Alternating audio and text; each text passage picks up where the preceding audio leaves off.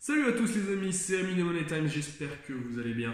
On se retrouve pour une nouvelle vidéo, la boîte à outils, le Betting Exchange. Et oui, le Betting Exchange, on en a pas encore parlé, alors que c'est quand même ce qui est un peu l'avenir, on va dire, dans les paris sportifs.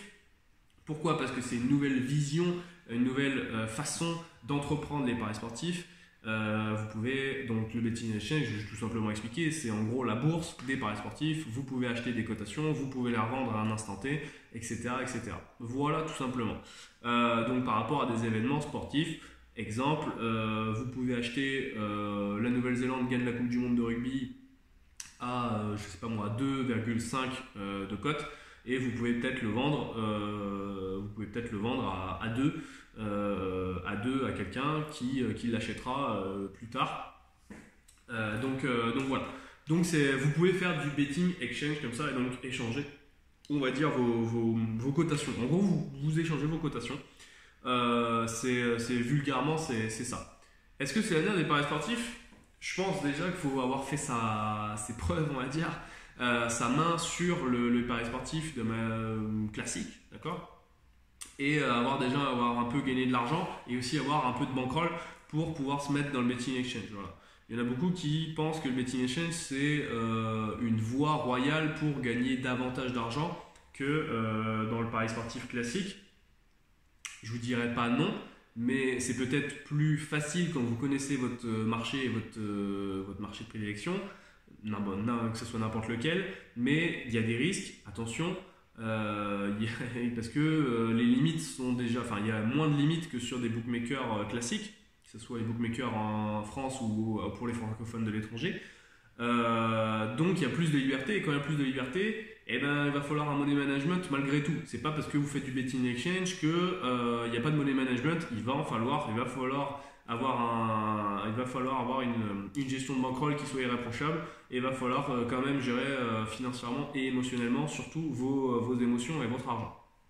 Donc voilà, donc l'avenir oui, mais si vous mettez tout en place en termes stratégiques, en termes money management, etc. C'est quelque chose qui a amadoué, c'est quelque chose qui va prendre du temps, le betting exchange à venir. C'est pas tout de suite maintenant parce que ça implique que les gens soient assez quand même, comment je peux dire ça, assez impactés dans le betting exchange. C'est-à-dire que s'il n'y a qu'un acteur qui est dans le betting exchange et qui veut promouvoir le betting exchange, ça ne va pas aller. Donc il faut que ça aille dans le bon sens.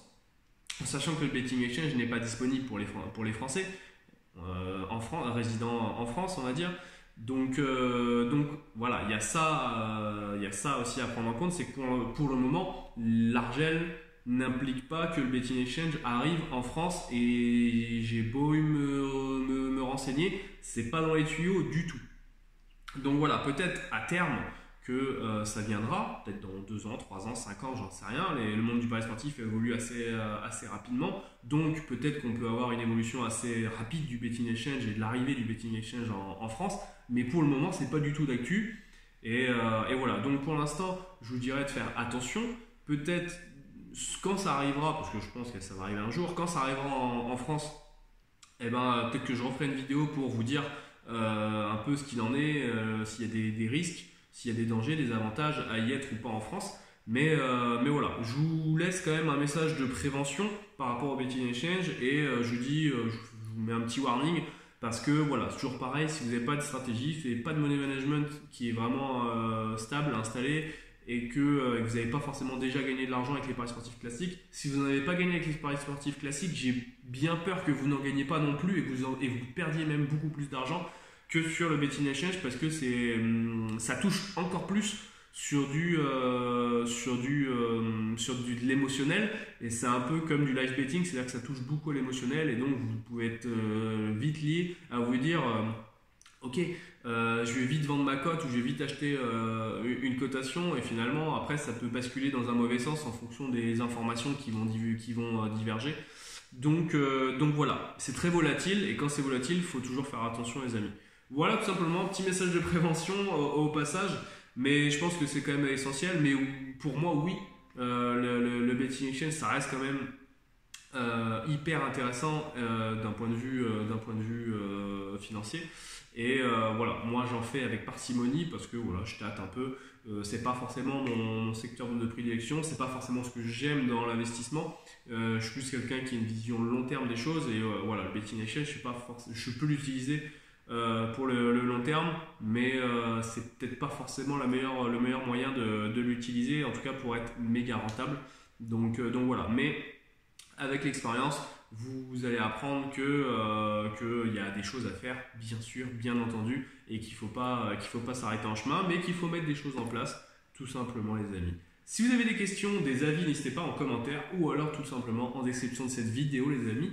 Je vous souhaite à tous une très bonne fin de journée. Ciao ciao.